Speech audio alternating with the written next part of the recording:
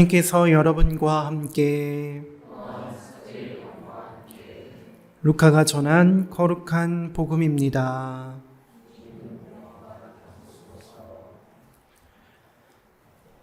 그 무렵 마리아는 길을 떠나 서둘러 유다 산악지방에 있는 한 고을로 갔다. 그리고 지카리아의 집에 들어가 엘리사벳에 인사하였다. 엘리사벳이 마리아의 인사말을 들을 때 그의 태 안에서 아기가 뛰놀았다. 엘리사벳은 성령으로 가득 차 큰 소리로 외쳤다. 당신은 여인들 가운데에서 가장 복되시며 당신 태중의 아기도 복되십니다. 내 주님의 어머니께서 저에게 오시다니 어찌된 일입니까? 보십시오. 당신의 인사말 소리가 제 귀에 들리자 저의 태 안에서 아기가 즐거워 뛰놀았습니다. 행복하십니다. 주님께서 하신 말씀이 이루어지리라고 믿으신 분. 그러자 마리아가 말하였다. 내 영혼이 주님을 찬송하고 내 마음이 나의 구원자 하느님 안에서 기뻐 뛰니 그분께서 당신 종의 비천함을 굽어보셨기 때문입니다.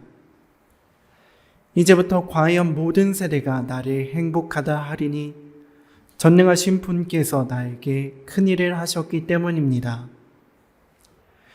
그분의 이름은 거룩하고 그분의 자비는 대대로 당신을 경외하는 이들에게 미칩니다.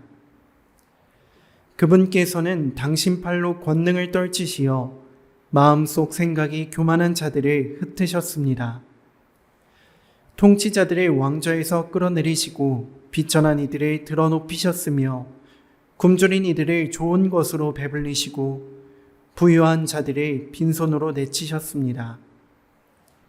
당신의 자비를 기억하시어 당신 종 이스라엘을 거두어 주셨으니 우리 조상들에게 말씀하신 대로 그 자비가 아브라함과 그 후손에게 영원히 미칠 것입니다. 마리아는 석 달가량 엘리사벳과 함께 지내다가 자기 집으로 돌아갔다. 주님의 말씀입니다.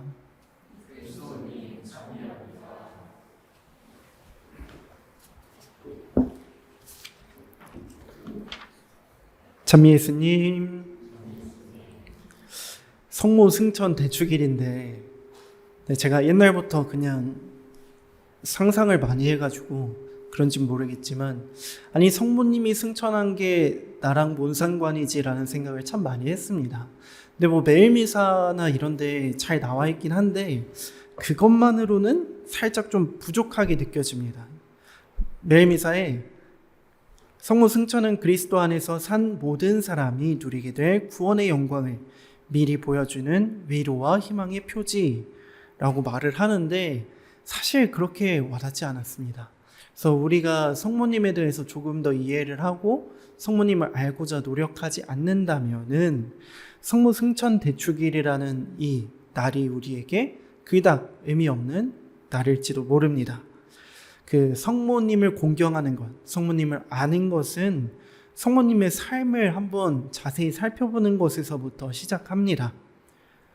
성모님의 삶은 결코 낭만적이지도 않았고 화려하지도 않았으며 풍족하지도 않았다는 것을 우리는 기억하고 가야 합니다.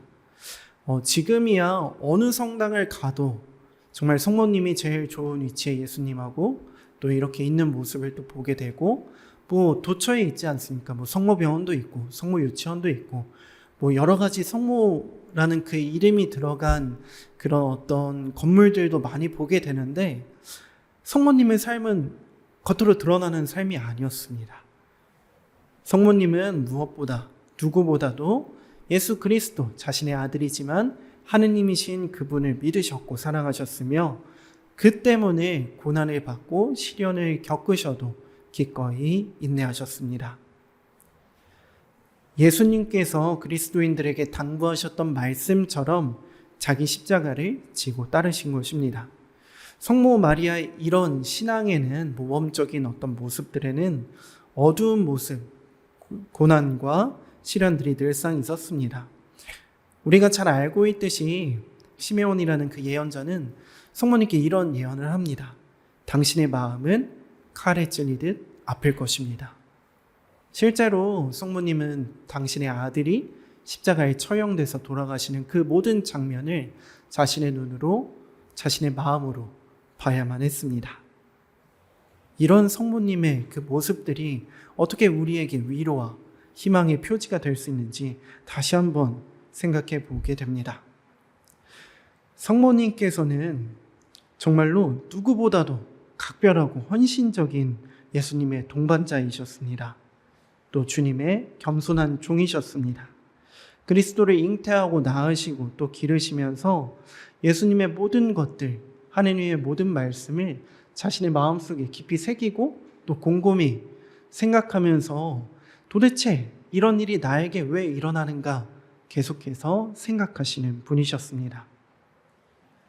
예를 들면은 천사를 만난 우리를 한번 생각해 보면 좋을 것 같습니다.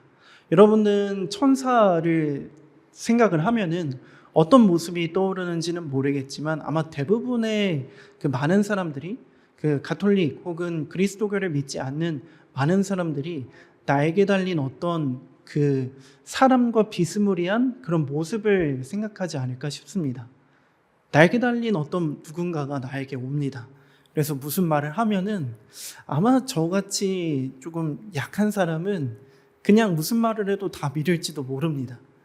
그런데 성부님은 그 말을 있는 그대로 믿지 않고 마음속에 먼저 새기고 곰곰이 생각하였다라고 성경은 우리에게 전하고 있습니다.